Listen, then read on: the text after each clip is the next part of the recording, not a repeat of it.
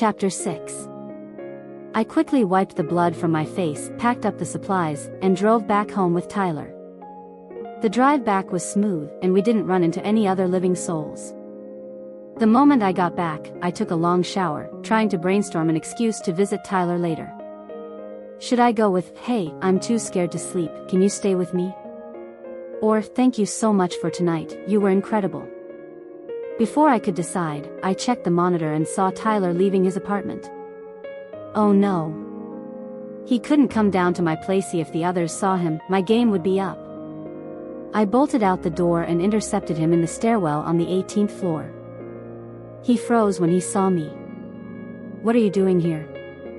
"I missed you." That night, I had another incredible feast. Back in my apartment, I stared at Oliver's profile picture on my phone, deep in thought. Only Oliver was left. When could I finally lock him down? When I checked on him yesterday, he looked visibly thinner. His face as pale as a vampire, with dark circles under his eyes. I couldn't understand it. Was he pulling all-nighters doing research? I decided to watch him closer through the monitor to find a breakthrough. Turns out, he actually was doing research. He spent the entire day writing formulas on paper and pulling data on the gaming laptop I bought him, eating barely one meal a day. No wonder he was wasting away. He looked so unappetizing it made me sigh. At 7:00 p.m., he actually left his apartment, carrying a black trash bag. I tailed him at a safe distance. The scent rolling off him was a bizarre mix of shampoo, body wash, mosquito repellent, perfume, and rubbing alcohol. He went down to the garage, ducked into a corner, and threw the contents of the bag into the distance. It was the fresh raw beef I brought him yesterday. What a wasteful prick. My mouth watered looking at the meat. It was still bloody. A moment later, a few zombies shuffled over, tearing into the beef. Oliver stood completely still, staring intently at them, occasionally snapping pictures with his phone. Was he treating this like a trip to the zoo? Not only was he feeding them, he was taking field notes. Once the zombies finished eating, Oliver began creeping through the parked cars, heading back toward the stairwell. But one zombie seemed to catch a scent. It spun its rigid body around, spotted Oliver, and burst into a full sprint. Oliver took off running. The distance between them was closing fast. Just as I was about to step in and slice the zombie, Oliver burst through the heavy fire doors and slammed them shut. The zombie crashed violently against the glass, letting out a guttural, crazed shriek. I stepped into the elevator just as the doors were closing, meeting his wide, startled eyes. "You saw everything?" His chest was still heaving heavily. "Yeah. Dar. Oliver, care to share your findings on the local wildlife?" "A few insights. But I'm too far away, and the visibility is poor. It's a shame I can't get closer or secure a blood sample." Ah, so he did fear death. Seeing him observe zombies completely unarmed, I almost thought he had a death wish. "Why don't we drive out together? We can observe them from the car. It'll be much more efficient." "Are you insane? That's incredibly dangerous. We could get bitten." "You were in danger today too. They're getting faster, aren't they? If we're going to die eventually, we might as well do something useful," I said, raising an eyebrow. He hesitated. "But even if you do nothing, you have enough supplies to wait out a rescue. I just can't sit back and do nothing. The people left in the medical labs must have discovered something by now," he said, a mix of frustration and resolve in his voice. "Fine. But isn't an apocalyptic road trip exciting?" I teased. "Don't forget how I dragged you out of that hospital alive." He still refused. After an entire night of persistent persuasion, Oliver finally relented. Our plan was simple: stay inside the car to observe. And if the zombies showed any signs of attacking the vehicle, we hit the gas. My driving skills were flawless. Escaping would be a guarantee. The next afternoon at 4:30 p.m., we set out. The streets were mostly deserted, so there were very few zombies around. We drove down to the hospital blood bank, grabbed a few blood bags to use as bait, and gathered some medical supplies. We quickly soaked a bedsheet in blood, hung it outside a first-floor window, and retreated to the car. As the car doors slammed shut, a zombie brushed right past my window.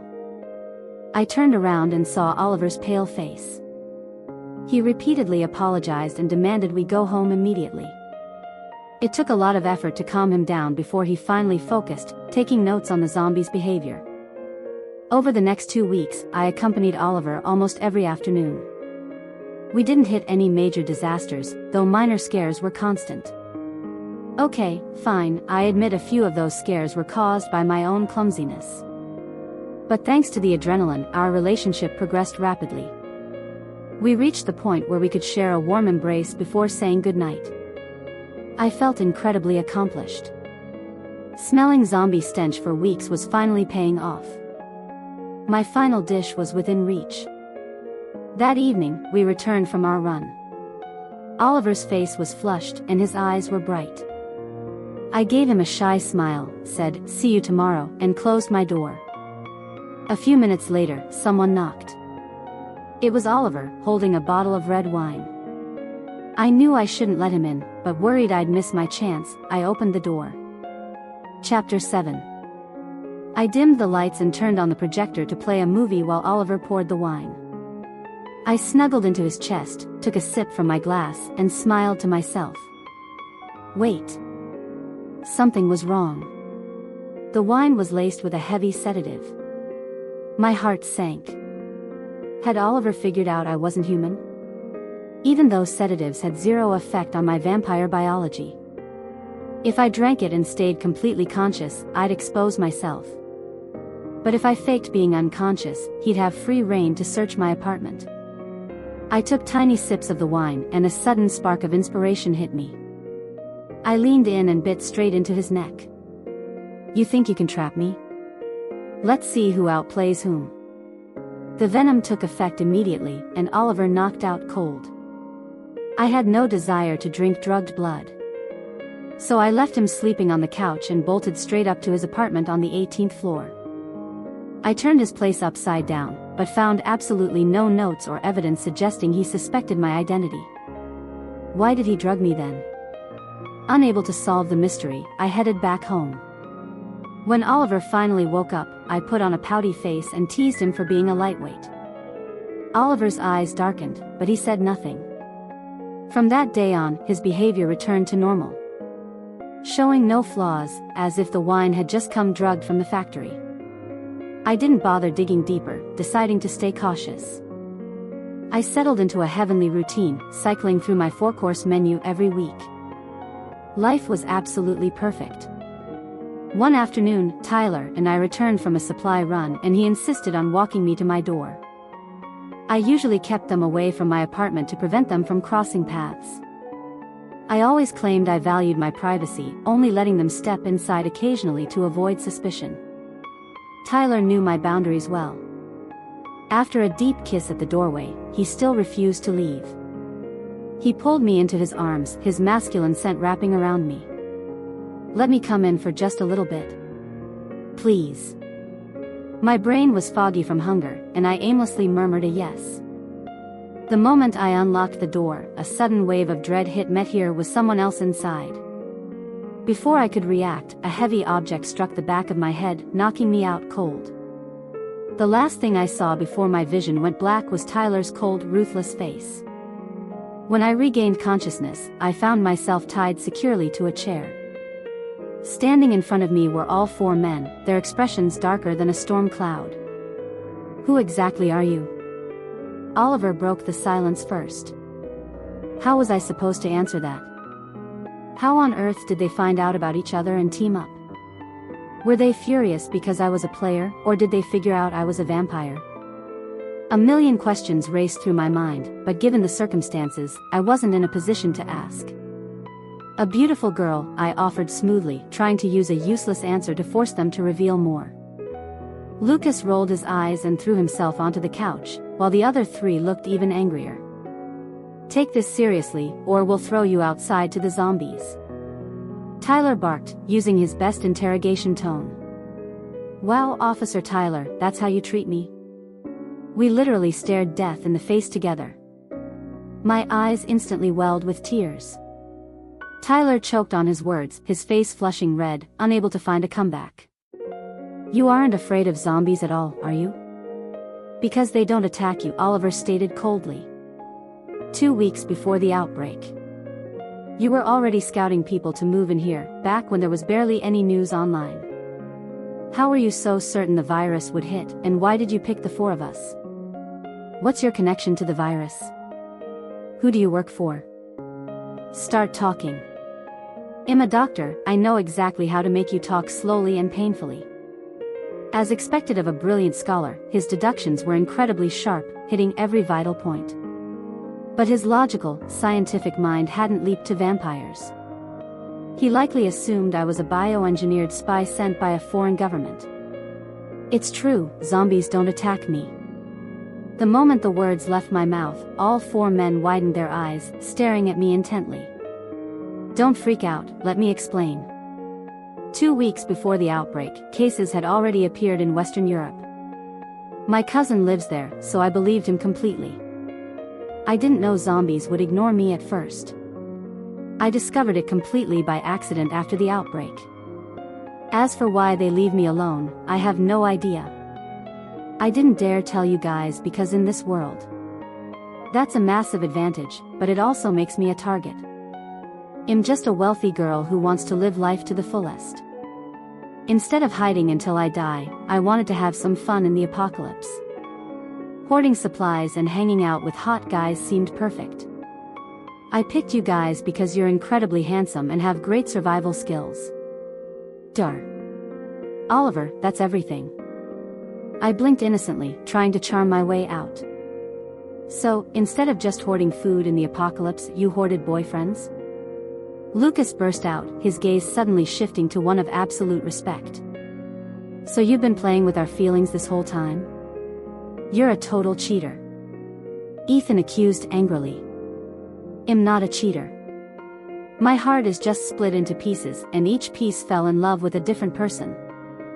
I looked at the 4 of them with deep passion, instantly regretting not reading more romance novels for better lines. Chapter 8. Lucas looked at me like he had found a kindred spirit and eagerly stepped forward to untie me, but a sharp glare from Oliver froze him in his tracks. Ethan looked completely stunned, clearly never having heard such a shameless line in his life. Tyler's expression was a messy mix of anger, confusion, and weird relief. I suspected he wanted to ask which piece of my heart was the biggest. As for Oliver, the mastermind behind my capture, his face remained icy as his lip twitched. Nice story. I swear on my life, I'm telling the truth. Do you think I'm a bioterrorist? If I engineered the virus, why would I stay here risking my life to help you study them? What kind of spy is that pathetic? Oliver stared into my eyes, whispering darkly, then explained the blood bags stored in your fridge. Don't tell me you just happen to be immune to zombies and also happen to share their appetite for human blood? Cold sweat almost broke out. This guy was dangerously smart. I stored those in case any of you got hurt and needed a transfusion. Going to the hospital is too dangerous, so I prepared in advance. Duh. Oliver, that's exactly why I picked you. But I didn't know your blood types beforehand, so I hoarded a bit of everything. Faced with my lightning-fast excuse, Oliver looked like he had swallowed a fly, shutting his mouth with a cold scowl.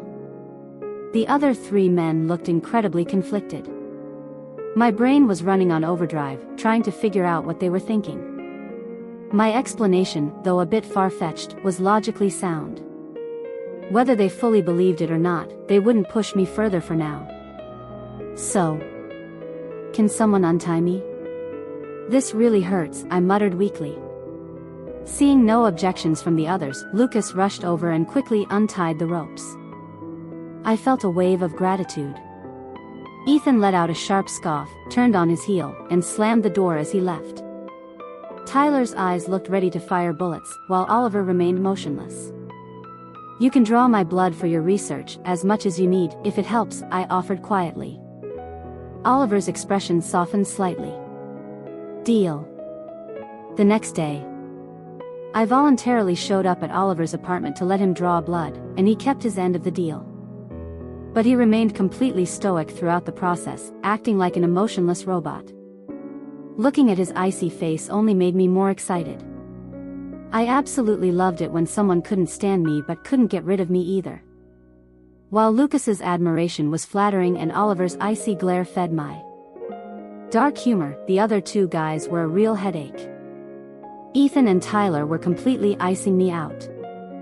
I brought a box of premium supplies to Ethan's door, but he refused to open it.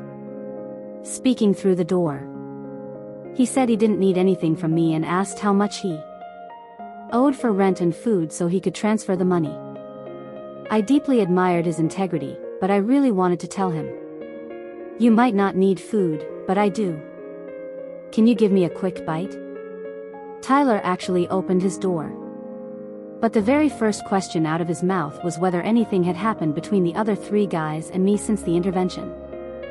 I wanted to lie and say no, but knowing Oliver wouldn't back up my lie, I told him the truth.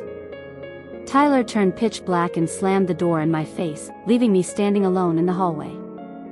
So he did like me, but wanted to be the only one? That wouldn't work. It's like eating caviar every single day. Eventually, you get bored. Once I cleared my head, I sent him a text. "Even though my heart is in pieces, the biggest piece will always belong to you." Well, the text was sent, but who knew if it would work? I sighed and went home, deciding to go out for a drive tomorrow. If I was lucky, I'd find some fresh food. If not, I'd just hit the hospital blood bank for more bags. Taking the gun and ammo I seized from the thug leader, I drove out. After cruising the streets for 2 hours, I didn't catch a single whiff of a living human. Remembering that the suburban mansion district was highly fortified, I decided to head out there to see if anyone was left.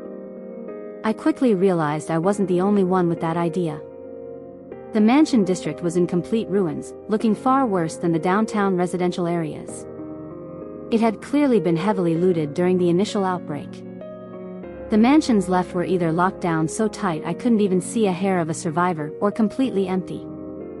As for my own mansion, it had been breached and changed hands multiple times. I had stopped checking its cameras long ago. Just thinking about the supplies I hoarded going to waste made my heart ache. Finding nothing, I decided to head back and hit the hospital. But as I drove past my old mansion, the distinct scent of a healthy human hit my nose. It was faint, suggesting only one person was inside. I parked my car at a distance, grabbed my gun, and slipped out. Chapter 9. The iron gates were wrapped in thick chains and padlocked. It wasn't my setup, and I couldn't open it. I moved over to the other side of the perimeter wall where dense bushes grew. Hidden beneath the roots was a secret trapdoor I designed myself, leading straight into the mansion's interior. The tunnel came out behind a hidden revolving wall disguised as a dark painting in the study. The bushes were untouched. It seemed no one had discovered the passage. I slipped through the trapdoor, moved through the tunnel, punched in the passcode, and swung the wall open. As I stepped out, a man stood before me, pointing a handgun right at my chest, his face full of shock. Wow.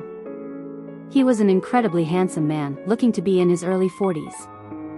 His clothes were high-end and expensive, though torn and stained with blood. He quickly masked his shock with an intense, dangerous glare.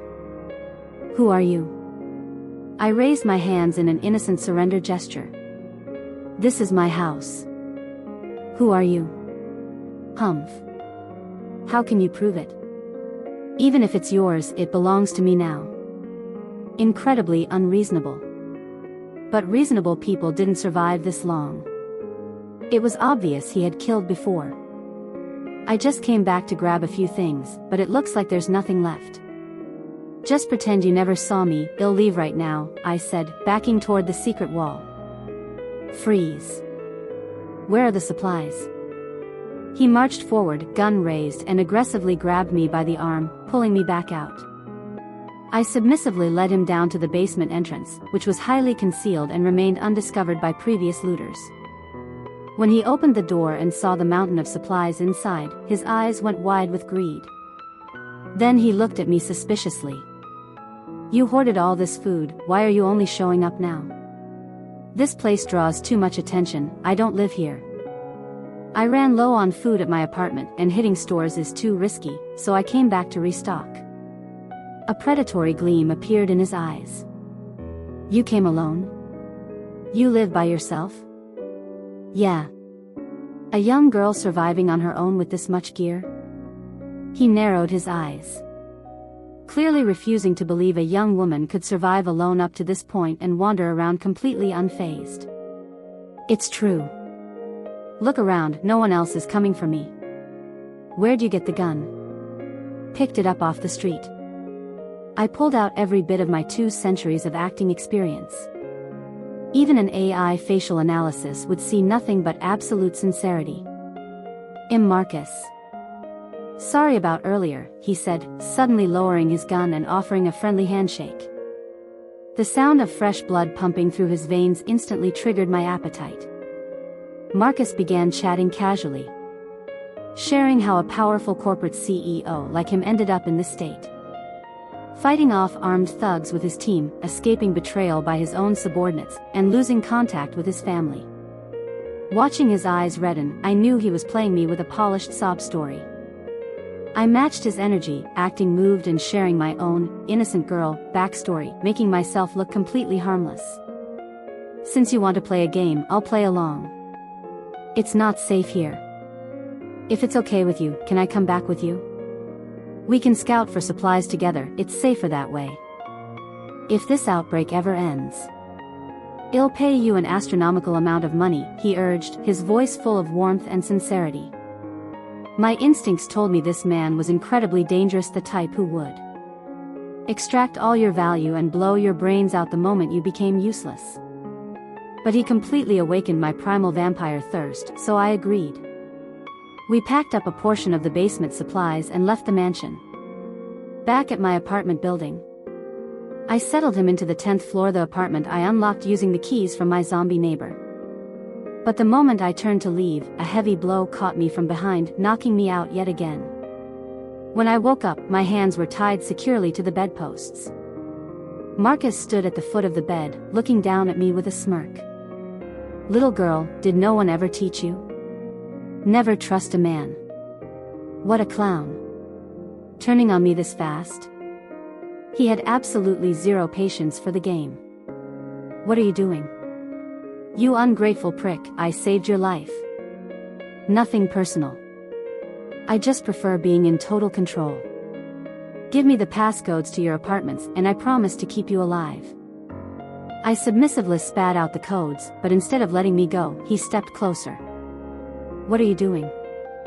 I gave you the codes, let me go. He let out a dark laugh, aggressively tearing at my clothes.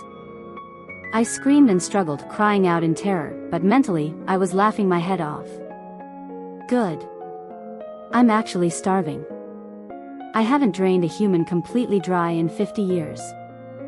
The moment Marcus leaned his face down, I lunged and bit straight into his neck, injecting just enough venom to paralyze his muscles while keeping his mind fully conscious. I drank deeply as terror washed over his face, his body trembling as he let out muffled, desperate whimpers.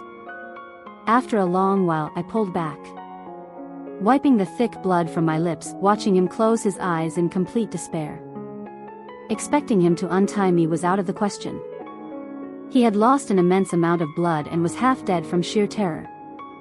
As I was figuring out how to untangle the ropes myself, I heard rustling outside the front door. Open up, it's me. It was Ryan. Even though I looked an absolute mess, getting caught by a fellow vampire was a million times better than a human. I'm tied up, can't reach the door. Find a way in. TSK, a judgmental sigh echoed from the hallway. I listened to Ryan messing with the lock, wondering why on earth he was visiting me.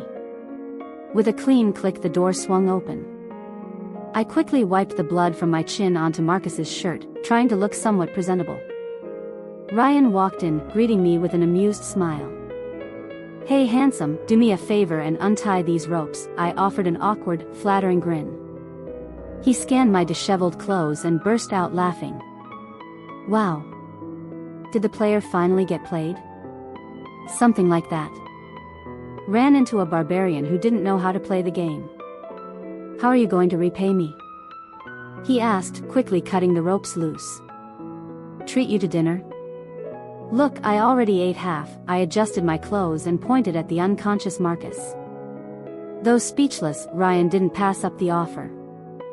He meticulously moved Marcus onto the dining table, sliced his wrist with a clean blade, and filled a crystal glass with elegance. What brings you here anyway? Human count is dropping fast. Just checking in on an old friend to make sure you hadn't starved. He took a long sip from his glass. But you seem to be living like royalty. 4 vibrant boys upstairs and a luxury feast downstairs. Stop teasing me. I just got tied up and interrogated by the 4 upstairs last week. They thought I was a bioterrorist. I swear I'm the most misunderstood vampire in history. Ryan burst into a roaring laugh. I heard a rumor that the virus might be clearing up soon. The world might return to normal in a few months. What's your plan then? He asked, his expression turning serious. Oh, I hadn't heard. No big plans, just go back to living the way I always do. I figured this crisis would have shifted your perspective a little. Shifted what? Like. Wanting a stable, committed relationship, Ryan said, looking straight into my eyes. Not a chance, I replied flatly, meeting his gaze. He shook his head with a helpless, slightly disappointed smile. I'm heading out. Call me if you need anything. I watched his retreating back, falling into deep thought. Chapter 10. Oliver suddenly approached me, saying he needed a sample of live zombie blood and access to the hospital's advanced laboratory equipment, hoping I could help. I agreed. That very night, I went out alone. Locked down the hospital's entry points, and completely cleared out every single zombie inside the building. For the next week, I spent every day watching Oliver test equipment, run diagnostics, and dissect infected tissue. A strange thought suddenly crossed my mind. Once the zombie crisis ended, what would happen between Oliver and me? One evening, as we drove past a residential complex, a woman burst out of the gates, running for her life. Chasing right behind her were 5 crazed, distorted zombies, barely 2 meters away. Caught up in Oliver's medical passion over the last few days, I instinctively slammed on the gas, aiming to swerve past the woman and crush the infected. But I was a second too late. The sharp crack of Oliver's gun echoed right alongside the sound of the zombie hitting the pavement. I grabbed my blade, threw the car door open, and screamed at Oliver to stay inside. After dispatching the remaining flailing monsters, I rushed over to the woman. The bite was dangerously close to her brain and heart. She was turning at a terrifying speed. Save. Save him. My. B.A. I held her trembling body, completely frozen. Even as a vampire, watching a living human turn into a rotting corpse right before your eyes was deeply horrifying.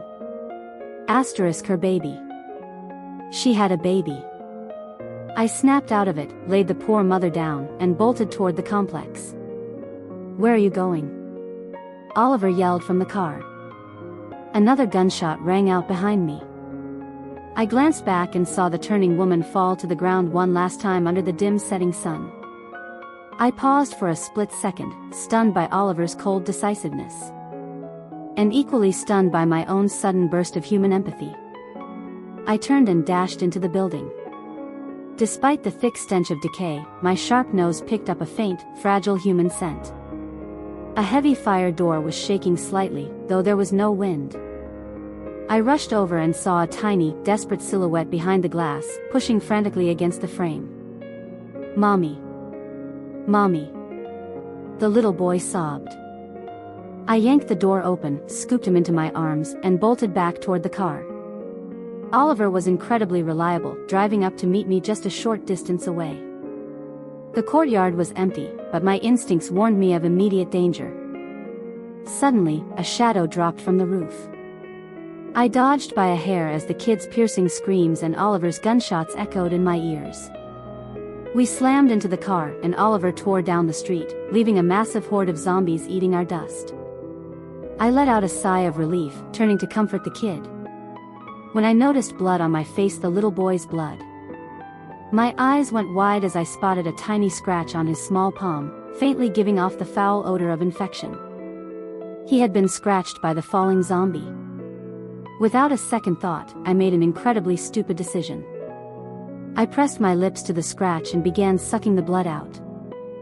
Fighting through intense nausea and revulsion, I held my breath, sucking out the infected blood and spitting it onto the floor mats. "What the hell are you doing?"